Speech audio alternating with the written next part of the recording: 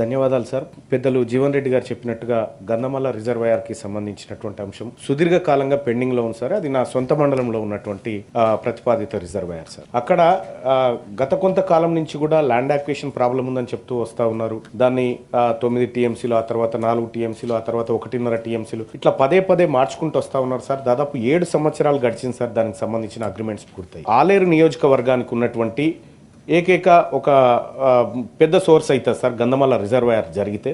So ఆ గంధమల్ల రిజర్వాయర్ని నిజంగా ఇప్పుడు గత పాలకులు చేసినటువంటి నిర్లక్ష్యాన్ని సరిదిద్దుతూ ప్రస్తుత ప్రభుత్వం, ప్రజాప్రభుత్వం ఆ వీరారెడ్డిపల్లి, గంధమల్ల అనేటువంటి అంశాలను కుదించుకుంటూ వస్తూ ఉన్నాం. ల్యాండ్ యాక్విజిషన్ విషయాలు కానీ, టవర్స్ విషయంలో కానీ త్వరితగతిన పూర్తి చేయడం కోసం ఏదైతే మేడిగడ్డ గురించి పెద్దలు జీవన్ రెడ్డి గారు ఎట్లయితే చెప్పినారో, సేమ్ గంధమల్ల రిజర్వాయర్ కూడా ఈ ఇంకేమైనా అలొకేషన్స్ ఉంటే కూడా ఈ బడ్జెట్లో కేటాయించాలని తమరి ద్వారా మంత్రి గారికి విజ్ఞప్తి చేస్తున్నాను.